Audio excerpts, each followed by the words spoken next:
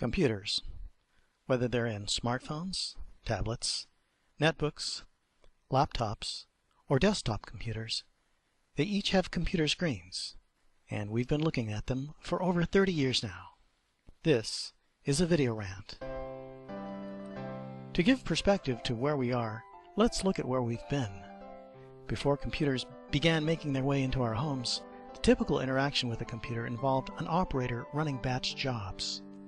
In the mid-1970s, the microprocessor was invented, and it was the dawn of a new era. Computers came into our homes and into our lives. Some of these early machines had built-in black and white video screens, but most were designed to connect to your color television set. This had the added bonus that you could use your computer as a video game console. In the 1980s, manufacturers began to standardize around the IBM CGA mode. And while it was technically a color format, most CGA screens were white on black or green on black monochrome.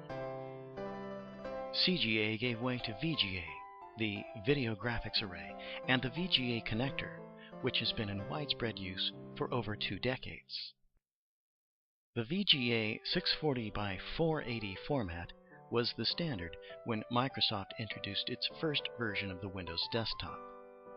But before that, Apple Computer refined the graphical user interface concept developed by Xerox and packaged it first in the $10,000 Lisa computer, followed by the Macintosh. Within a year, Atari had a computer powered by the same 32-bit chip as the Macintosh, but at half the price. The operating system on the Atari ST was developed by Digital Research, which had been IBM's first choice to develop its PC operating system. But through a strange series of events, Digital Research lost out to Microsoft and launched Bill Gates on a trajectory to become the world's richest man. By the early 1990s, Microsoft Windows was king of the desktop, and it seemed that with each new iteration, more and more screen real estate was available for Windows applications. Up until this point, computer screens were usually seen on glass picture tube video monitors called cathode ray tubes, or CRTs. As the first flat-screen monitors started to make their way onto computer desks, they continued to make use of the same 4:3 aspect ratio that had been used on TVs and earlier computer screens. Eventually, flat-screen monitors became even more square, with a 5:4 ratio that allowed easier viewing of portrait-oriented text documents and landscape-oriented spreadsheets. Some of these screens also featured the ability to pivot 90 degrees to put them in portrait viewing mode.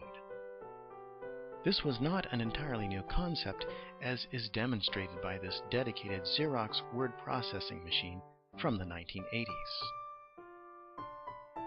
As the World Wide Web started to become one of the most important desktop applications, toolbar plugins were offered to add convenient one-click access to favorite sites and search engines.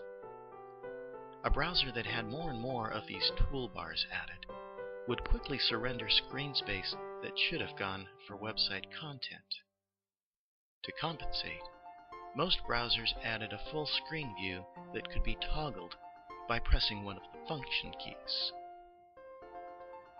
With the advent of HD television and streaming video content, manufacturers began to favor the 16:9 widescreen format.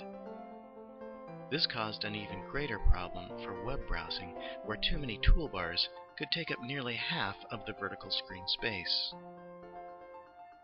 When toggled to full screen, the situation improved, but was still not even equal to the vertical space in view on a more square-shaped monitor, even with all of the toolbars in view. But there is another problem with toggling to full screen on a widescreen monitor. Hypertext documents, the language of the World Wide Web, are designed to automatically adapt to whatever shaped window is available. In the case of a full-screen, widescreen view, it creates an awkward reading situation.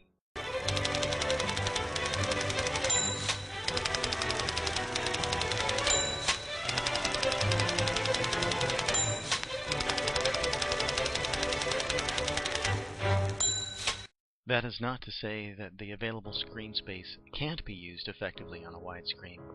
Depending on how you are using your computer and how you organize your applications, productivity can be improved with the addition of more screen space overall. My gripe is that the desktop interface does very little to help you.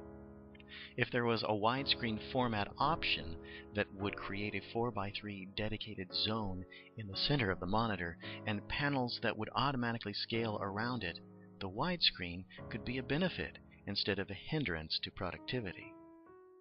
Microsoft appears to be at least aware of the situation, and it has influenced some of their design elements for the new Windows 8 interface. Don't get me wrong, I'm not here to champion Microsoft's next operating system. In fact, it will likely be the subject of a future rant.